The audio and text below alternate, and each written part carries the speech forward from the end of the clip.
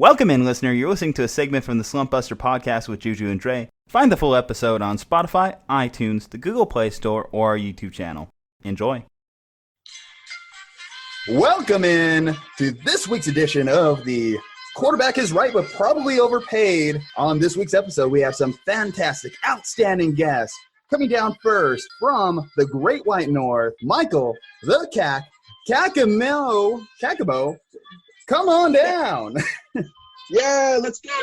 Woo! Now, Mike, as we bring you down to the stage here, you have to tell us about these Timbits and how amazing they are. Our podcast, FaceOff Hockey Pod, is not affiliated with Tim Hortons, although I'm going to eat as many as I can, so they are.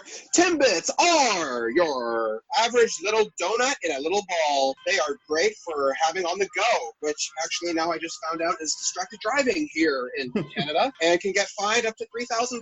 So might have to stop doing that. But they're good for birthday parties, little gift baggies, little treats while you have a podcast. All that good stuff. They're little donuts on the go.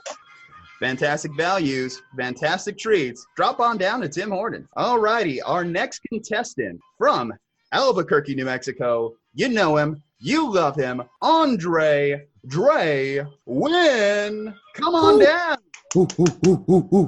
All righty, Dre. So, Albuquerque, New Mexico. How's the weather? How's the drug trade? How's Albuquerque doing these days? It's actually, been a little bit crazy. So we had one day of snow and it came really quickly. Snow and rain, I should say, froze over the night. And then Albuquerque, since we live in the middle of a desert, anytime there's a little bit of snow, the entire city shuts down and freaks out, doesn't know what to do. So luckily, I had the day off yesterday. Other than that, though, the drug trade is at an all-time high, right? People are getting shot left and right, so it's a fantastic place to live. Oh, yeah, Albuquerque. Top 10 endorsement, Albuquerque, New Mexico, true. Exactly like Breaking Bad. Exactly like Breaking Bad, if anybody's interested.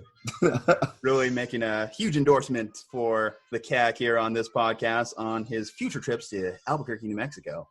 All righty, guys. Well, let's get into The Price is Right, but the quarterbacks are probably overpaid. So, with that said, the person that can bid the correct amount for the 2020 NFL quarterback franchise tag closest without going over will get the first chance to spin the wheel and send these quarterbacks to their proper destinations. So, alrighty, I'm going to start with our first contestant, the Cack. So, what is the NFL 2020 franchise tag? I'm going to go with $15 million American. All righty. $15 million American. A year.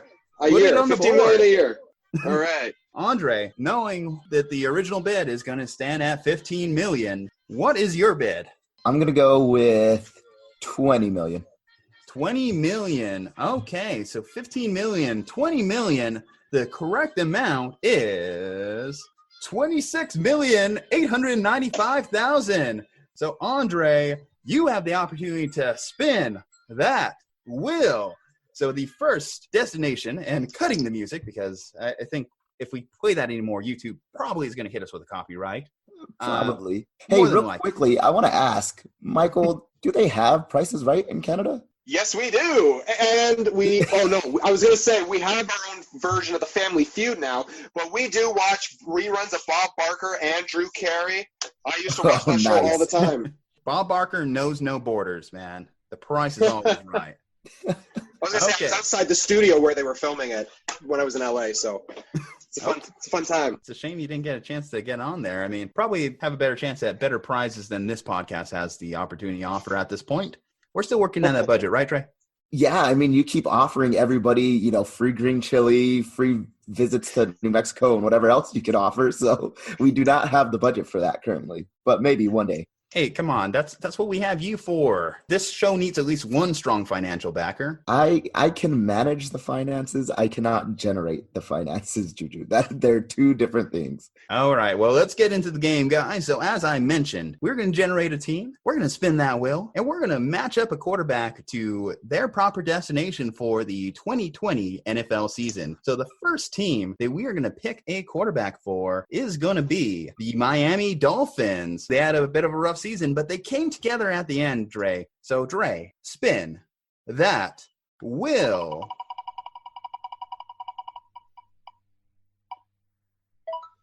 Oh, and Jameis Winston goes to the Miami Dolphins.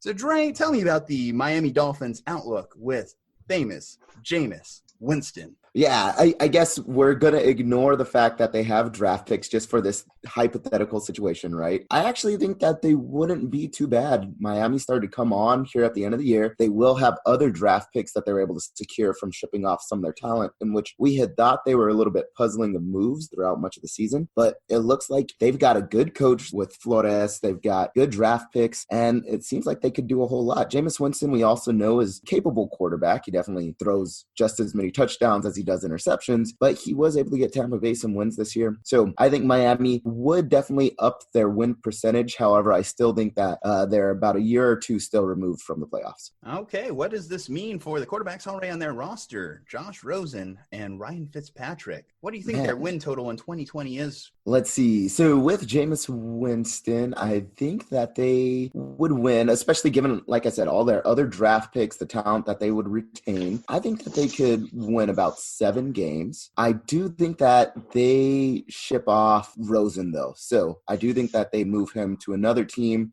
that's willing maybe to give up a second round or a third round draft pick. Fair enough. Well, you heard it here first. Jameis will make the Miami Dolphins a 7-win team. With that LASIK eye surgery, though, watch out for that first 50 touchdown, 50 interception season. He's no longer seeing double-double, Ju-Ju, so he should be a little bit more accurate. I don't know if that helps color blindness, though. Maybe not. Okay, so moving on to our next contestant. This is your opportunity, Michael, the Cack, Cacamo, to spin that wheel. So you are doing it for the New Orleans Saints. Let's spin that wheel.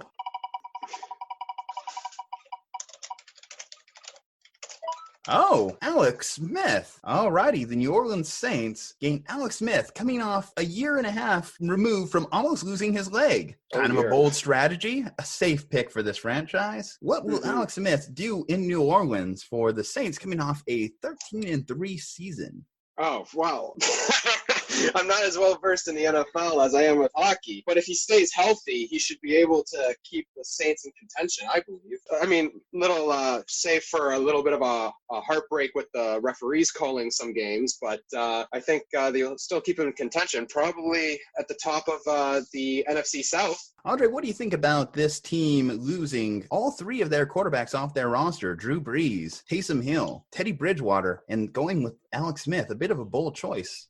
Yeah, that would definitely be a bold choice, too. I do think that may be able to save them a little bit when it comes to cap space, right? Like, you almost get it at a discount, what you would be getting, some of these other top-tier quarterbacks, right? Especially coming off of that injury. You can maybe negotiate a little bit better, even though we know that Alex Smith at one point was in one of the top tiers. I'm not going to say the highest tier of quarterbacks, though he was pretty good. He wasn't bad. We saw him at a few stops, and he was definitely able to make some of those playoff runs, or at least get to the playoffs. So I do think that is the opportunity, again, like I said, to get a pretty solid quarterback at a discount. Though we have seen that injury has totally ruined careers and derailed careers completely before. So I think it is a little bit risky, but that may allow them to bulk up the rest of their team, which they already have a really solid team all around. Do you think they stay at a 13-3 record? I do not. I just think that it's, one, just difficult to continue to go 13-3 year after year. And they've had 2 really good seasons so far back-to-back. So I do think that they regress a little bit further. With Alex Smith, given that he's coming off injury, right, and a year away, though we did see, right, that Jimmy G was able to do it and did it successfully. I still think that they regressed a little bit. And so I would say probably closer to 11-5. Not that big of a drop-off. Still sounds good enough to win the NFC South. Mm-hmm. Alrighty, well, our next franchise that needs to figure out their quarterback situation is the Chicago Bears. So a couple of years ago, it took a big chance drafting Mitch Trubisky over Patrick Mahomes and Deshaun Watson, which some would say is a bold strategy. Now, they're currently in quarterback limbo. Let's make a proper pairing. Let's spin that wheel and get them a QB. Oh, Dak Prescott is now with the Chicago Bears. Aundre, how do you think this trade came about? How do you think Dak Prescott landed in Chicago? So apparently Chicago wanted an upgraded Mitch Trubisky. So they wanted Mitch Trubisky 2.0, right? So I really do think that Dak and Mitch sort of just have like a similar style of play, right? Like They can run. They don't have like a super good deep ball threat, right? But they sometimes can make passes. If you're not asking too much of them, they could win you the game. Though I will say that Dak probably right now is the better of the two quarterbacks. Had it been last season, right? So I'm not talking about the season that just ended, but the season before, that might have been arguable. But right now, I think Dak definitely looks like the better of the players. And so maybe, I guess, the way that this situation could possibly come about is that Dallas really wants Tom Brady, and I've heard his name linked to Dallas. Though I have heard Tom Brady's name linked to almost everywhere, right? Including the Raiders, including Dallas, all over the place. And so maybe Dallas is confident that they'll get Tom Brady, so they're willing to move off of Dak Prescott, though I don't know why you would do that, especially an aging Tom Brady, and they're willing to take Mitch as the backup. You know, if this does come about, I could see it being all generated from Dak Prescott not being too fond of playing on that franchise tag. We know that earning $26 million in a given season is a hard thing for a quarterback to do, and I pray for him because I don't know how you could get by on that contract. I know, God bless his soul, man. If anybody has to live on 26 mil, actually, it's closer to 27 mil if we're going to be honest. So, 27 million just sitting in your bank account. Hard life. Prayers up here. All right, Cack. So you have the honor here of introducing the newest franchise to the NFL, moving on from Oakland to the bright city of Las Vegas, Nevada. The Las Vegas Raiders, they have already announced that they're going to be pursuing Tom Brady this offseason, leaving Derek Carr in a sticky situation as he already bought his house in Vegas. So let's see what their quarterback situation ends up after the season. Let's spin that wheel.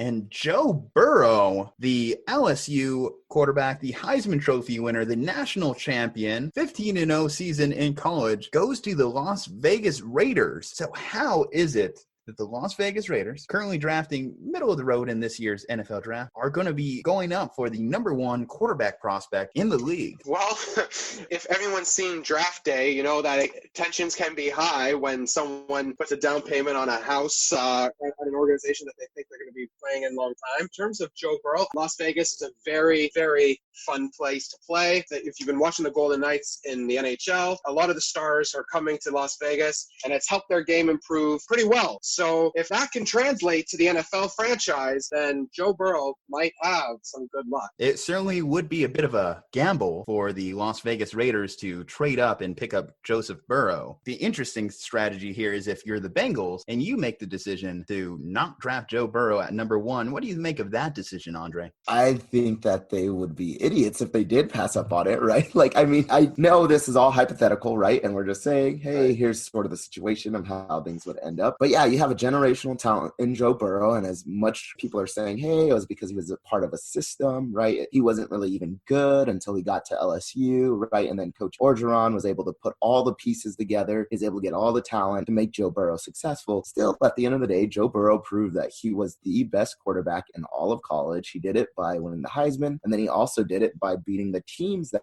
he had beaten when it came to the college playoffs, right? So he's able to beat some really, really tough teams, especially Clemson, to end it all. And a lot of people had said Clemson had the best quarterback in all of college. Not only that, but Joe Burrow being an Ohio kid, if you're the Cincinnati Bengals and you pass up on that opportunity, you're going to get totally roasted by your fans, by the league. Everybody's going to hate you. That being said, I would not put it past Cincinnati to do something stupid, right? We know that they have bad ownership, so they might do something dumb and, skip over Joe Burrow and possibly get sent all the way out to Vegas. Like the Cack said, right, is all that nice nightlife, right? Las Vegas being in bright lights. I think Joe Burrow has been in that situation before. He sort of has been on that big stage, so he might be able to flourish out there in Vegas, right, and be able to help elevate the game. Yeah, it wouldn't be the first time that the Raiders have drafted a LSU quarterback number one. Hopefully they have more success than Jamarcus Russell's tenure over there. So our next franchise that needs to figure out their quarterback situation. So we already determined that Dak Prescott's going to be playing in Chicago this coming year. So who's going to be playing in Dallas? Well, you know what, Dre? You know how we're going to solve this situation? You know the 3-word answer that's going to fix that? Aundre, I want you to tell me, what are those 3 words that's going to fix the QB situation in Dallas? In that will, Ju-Ju. Hey, there we go. And Taysom Hill is going to be the next Dallas Cowboys starting quarterback. Oh, man. So is Taysom Hill more than a gadget player? Because according to him, this week, he is a franchise quarterback. And if the Saints don't agree, he'll find somewhere else.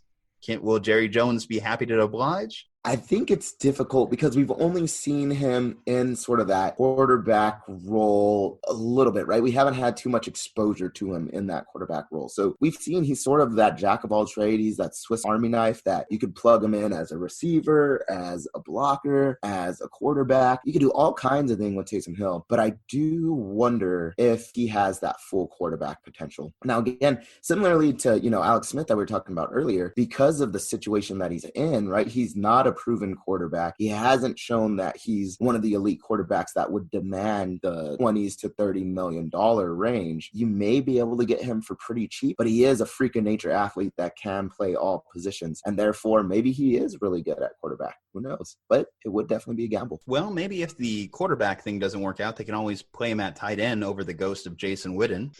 Yeah, I'm sure he would be a lot faster than Jason Witten. I'm pretty sure I'm faster than Jason Witten. Yeah, that's true. That's not hard to beat. I'm pretty sure the Cack after a full Timbit diet, 50 pounds of Timbits might be faster than Jason Witten. Probably. If you have a Timbit on the other side, I'll definitely make it. I'll definitely make it faster than him. And he has to run through 50 feet of snow in Canada. No joke. Yeah. Well, we got hit with a little bit of snow this earlier this week. So, 50 feet of snow for sure. Nothing that we're not used to up here. So.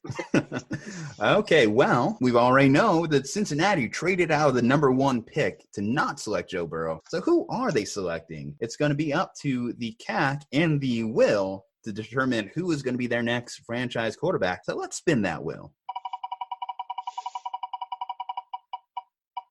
In a surprise move, the Cincinnati Bengals decide to re-sign Andy Dalton. So that's a thing. Go with what you know, right? Go with what you know. I'm always about consistency. But Andy Walton, just he's my problem is with the interceptions there. If he can kind of scale that back down a bit, he had 16 touchdowns last year. But I'm a big stickler about the interceptions, and if he can somehow scale that back, trying to look at where Cincinnati finished. 2-14. So sure, why not? I mean, the owner is probably just gonna go with what you know. I'm sure he's a nice guy. His hair matches the uniform. Go for it. Hey, ain't no stopping the Red Rocket when he gets going. Dre, what do you think of Cincinnati's decision to retain Andy Dalton after getting that huge haul from the Las Vegas Raiders? So, again, this would be the most Cincinnati thing in the world, right? Besides them and the Browns being some of the worst run franchises in all of sports history, right? I could totally see them saying, hey, you know what? We're going to throw a curveball into things and take somebody else besides a quarterback in the first round. And you know what? We're going to re-sign Andy Dalton. Just like Michael said, stick with what you know, and what they know is being bad. So they're going to what's the definition for insanity, I wonder? Isn't it doing the same thing over and over and over and over again, expecting a different result? I thought that was being a Bengals fan. Ouch. Sorry, Bengals fans. We're roasting you right now. They know. It couldn't be worse than living in Cincinnati. I mean, we're just gonna have a whole city that we just can't be streamed in. Honestly, the entire state, right? Between Eris not even knowing the difference between their cities and us roasting, Cincinnati, the entire state's gonna hate us. To catch you up to speed on this one, Michael. So we had an episode come out, right? I'm editing, and I keep having our co-hosts on the Fantasy Football Podcast keep saying the battle for Cleveland when he obviously meant Ohio. Cleveland is not a state in the U.S. Just in case you're not familiar on your U.S. geography, that is in fact the case. But someone should probably tell U.S. citizen Eris Blakely the proper geography for the United States. Well, hold on. I was also so that blows my mind. Also, I was under the assumption that Kansas City was in Kansas State. I mean, honestly, it's a mistake I could imagine many people making. Hey, man, I made it. So I just sat there and tucked my tail between my legs, and I went, "Oh yeah, how could you get that mixed up?" I know. You know about as much as our president, though. So don't feel bad. Oh, God. Okay, so the next team up on this list that needs to figure out their quarterback situation is a team that's under new ownership, the Carolina Panthers. They also have a new coach, so I guess you could say there's a new rule in Carolina. Who is going to be their quarterback, though, is going to be the question we need to answer on this podcast. So let's go ahead and spin this bitch. Alrighty, Tua Tagovailoa, whatever you want to pronounce his last name as, he is officially going to be the starting quarterback for the Carolina Panthers once that hip probably heals. So Aundre, Tua, Carolina, is this a match made in heaven? I mean, I do think that stylistically, now granted, Ron Rivera's gone, right? So they got a new coach, they got a sort of a new system, but stylistically, Tua is one of those athletic quarterbacks similar to a Cam Newton, maybe a better thrower of the football than Cam Newton, though of course that was at the college level, not at the pro level. So I do think that it could work and it would be electric, right? Like Tua being one of the best quarterbacks to come out of college, possibly in a while, as long as he continues to play like what he did before the injury. I could definitely see the fans being excited about it. Now, that being said, we just don't know what it's going to be like. Those hip dislocations can be pretty serious, and we don't know if he'll ever be the same, if he'll have that same level of athleticism, though with the miracles of modern science, right? Maybe he went up to Canada to visit Mike and got some good free medicine and healthcare up there. But I do wonder if he'll be okay coming off of that injury. So I would be a little bit worried if they were to commit to him here in this first year. Second and third year out from that injury, maybe I'd be willing to commit to him a little bit more. Well, from all indications, apparently his hip has healed. He has been cleared just in time for, his pro day, the combine. I doubt he runs in the combine. I think they might keep that all saved up for his official pro day. I think everything's all systems go. And if you're talking about a situation like Carolina, I do think it is a decent fit. It's not a situation where they're going to come in and expect him to start right away. And if you told me he fell to Carolina in the draft, given the injury, it actually is one of these that probably makes the most sense out of this whole spin the wheel concept so far. So I think it's actually a really good fit. Mike, do you have a take on this? You know what? I have high hopes because he's played in Alabama, and my favorite Bachelor contestant right now is from Alabama, and I have high hopes for her. So I'm going to be positive with Tua, and I think he's going to get in shape, going to heal real well, and he's possibly going to make the Carolina Panthers have 6 wins this season. Possibly. Okay, so now our next team, we have to figure out what they're doing at quarterback, is going to be the Tennessee Titans. Last year's surprise team out of the AFC made it all the way to the AFC Championship game, starting Ryan Tannehill, who people have their question of. Will they run it back with Ryan Tannehill, or will they go to the free agency will to make their decisions? Let's find out right now. And Cam Newton is now officially a Tennessee Titan. Cam Newton, Tennessee, Derrick Henry. There is a lot of possibility in that running game. Cack, lead us off here. I think that if he stays healthy, that the Tennessee Titans are going to continue staying the course. You got to be careful with those injuries. Last year, he only started 2 games, so I'm just looking at his previous 3 years and the stats on that, and he seems to be pretty consistent. So as long as he stays healthy, the Tennessee Titans might have a chance. I do see like a opportunity here in the power run game. So Cam Newton, we all know he's a big-bodied quarterback. He's been able to run over people in the past. We know what a man-child like Derrick Henry is. So those two in the backfield are a scary combination, both 6'6", 200-some pounds running at you. Not like something you want to see if you're an opposing defender. Dre, what do you think of the Tennessee Titans' outlook with Cam Newton at the helm as opposed to Ryan Tannehill? Yeah, I think you're exactly right. They would probably double down on that running game. Cam is a little bit more proven of a quarterback, I should say, than Tannehill, although Tannehill did have some success. Cack brings up a great point when it comes to the injuries, though, is you have to be really wary of the injury and the injury history that Cam Newton has had. And if you are going to use him sort of as your dual threat quarterback where, he could pass or he could run, if he gets hit a little bit too hard, that could be another possibly season or 2 ending injury. So we got to be careful with that. That being said, Tennessee is probably a pretty good environment for him as far as elevation and how cold it gets, the temperatures. They're a little bit more moderate than if he were to play in a place like a Minnesota where his body would be cold and getting hit. So I worry a little bit more about injuries up there, a little bit further north, right, and possibly higher altitudes and where it can get cold in the wintertime. Tennessee, though, I think he would be all right. And as long as, Derrick Henry can keep playing at the level that he has been, I could see Cam definitely leading this team to more success. I guess my question here, so coming off an AFC championship game, do you think that they have a Super Bowl ceiling with Cam Newton at quarterback, assuming he stays healthy? Assuming good health, we've seen Cam Newton get to a Super Bowl before. We have not seen Ryan Tannehill do it. So I'm going to say if you were to simply swap out that piece, all things being equal, I think they could. The main issue is going to be there is that juggernaut known as the Kansas City Chiefs, who are a big problem for the entire AFC, right? And I think that, yes, they potentially could get to a Super Bowl. Will they be able to outscore the Kansas City Chiefs and the Baltimore Ravens? That's going to be a little bit hard, right? As they also have a very high Super Bowl ceiling as those two other teams. Okay, well, we're going to stick this conversation in the AFC South as we're going to look at the Indianapolis Colts. So last year, they had the surprise retirement of Andrew Luck. They pieced it together with Jacoby Brissett, looked decent at the season's early going, and they were kind of just middle of the pack when everything finished out. Jacoby Brissett, do I believe he's a franchise quarterback? Probably not. So let's see who his replacement is going to be, or who's at least going to be paired with him in Indianapolis.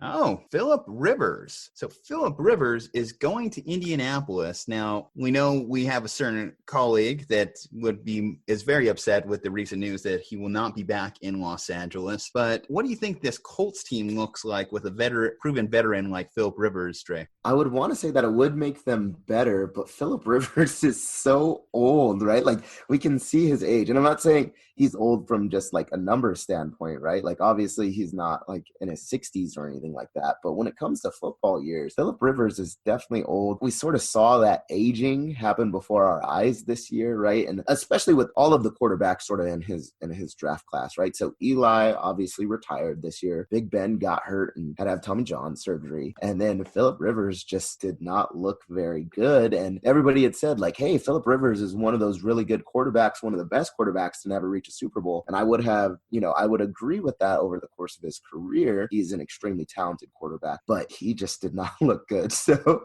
it's hard to say, towards the end of the year, the Colts didn't look good. I don't think that they would look any better with Philip Rivers, though. Yeah, I don't think this is a playoff team with Philip Rivers, but I will say this, the Colts offensive line is definitely the right type of offensive line you need with a non-mobile quarterback like Philip, but I don't think the weapons are nearly as good as what he had out there in San Diego or Los Angeles or whatever you want to call them these days. This isn't a difference maker. This is a bridge quarterback if I ever saw one. Okay, our next team up is going to be Tampa Bay. So we already determined Jameis is not going to be back next season. His replacement needs to be found. So who's going to be the next quarterback to throw 30 interceptions in Tampa? Well, let's spin that wheel and figure this out. Cue it up.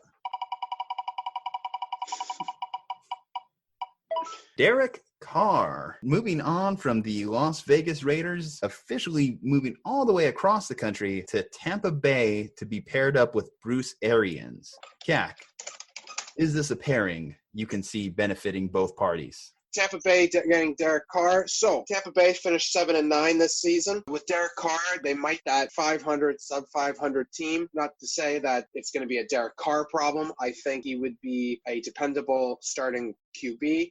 It's the people that you'll have around him. But I see this as more of a lateral move, but maybe that could be just me. Guys passed for over 4,000 yards the last 2 years, but it's a different team in Tampa Bay. So who knows if that improves or digresses. I still say that they're going to be around a 500 team. Well, let's see. So Tampa, Bruce Arians, he's a dynamic coach. He's managed to revitalize plenty of careers. He took Carson Palmer off the Raiders and made him fantastic in Arizona. Do you think he can have that same effect for Derek Carr? We know he's less mistake-oriented than Jameis. What do you think on that pairing, Dre? Yeah, I think if there's anybody that can help Derek Carr out, it would be Bruce Arians. I don't think that they're going to be world beaters by any means, right? I don't think that they're going to be amazing. I don't think they're going to be, the team to beat, though Derek Carr and Bruce Arians together, I definitely think that could be right above that 500 range, like the Cack was saying. I think they would be possibly in playoff contention. They might even be a really scary team, especially I thought Derek Carr for the first half of the season and the Raiders in general overperformed what I thought that they would. I think it would also just be a good change of pace for Derek Carr. He's sort of been, I hate to say it's bullying, but he's almost been bullied when he was with the Oakland Raiders, right? Like a lot of people saying that he was crying on some of those hits or that he's not tough, even though the dude played with like a broken spine, right? Like the dude's pretty tough, but there's just been a lot of negativity around Derek Carr. I mean, he was still a 3-time Pro Bowler, so the guy is talented. Bruce Arians, I think, could bring the best out of him, but again, I don't know if it,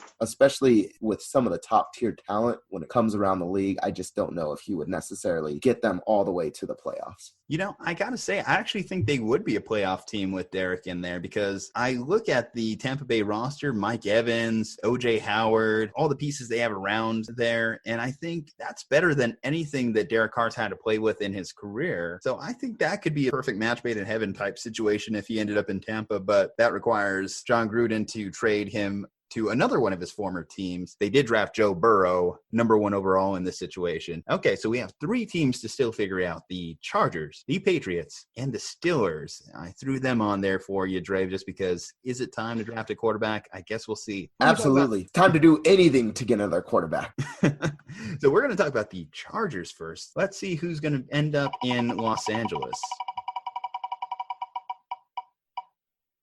Oh, out of Oregon, Justin Herbert is going on to Los Angeles. So he gets to stay on the West Coast. So that's a decent pairing geography-wise. Coming into the season, he was foreseen as a top 10 pick. He's still probably going to go in that range. There was some questions whether or not he could go number 1. It was going to be hard for him to pass Tua, but no one expected Joe Burrow to pass him. In Los Angeles, do you think you have your quarterback for the next couple decades if you get Justin Herbert on that roster? I don't know if Justin Herbert is necessarily the answer, right? So he does have a lot of the tangibles that you would like to see, right? So he is 6'6". That's pretty good for a quarterback, right? Like you don't need a 7-footer to be a quarterback, but 6'6", 237, that's pretty good touchdown to interception ratio, right? So he had 32 touchdowns this year, 6 interceptions, threw for 3,471 yards in a college season. That's pretty solid. Like all around, Oregon is one of the better teams. Now, of course, they don't necessarily always play some of the most skilled teams that we'd like to see. They're not always playing some of those SEC teams that we often equate to a NFL level sort of defense and style of play. But I do think Justin Herbert would be sufficeable. They would definitely still struggle the first year or two while Justin Herbert gets his pro legs under him. Though I do think in the long run, he, like I said, he may be sufficeable. I do not have them going to the playoffs though or anywhere close. Rookie quarterback, it's hard to necessarily elevate a roster, but it would be a shame because this is probably Los Angeles' best chance to compete with the pieces they currently have on that team. So having to punt for a couple of years with Justin Herbert would be a disappointment, but they are setting themselves up for long-term success drafting a rookie in the first round. Okay, our next team we're going to analyze here is going to be those New England Patriots. They've dominated the NFL for the last 2 decades. A lot of questions surrounding Tom Brady. Are they really going to bring him up back at age 44? Is it time to move on, find your quarterback of the future? Well, let's answer that question.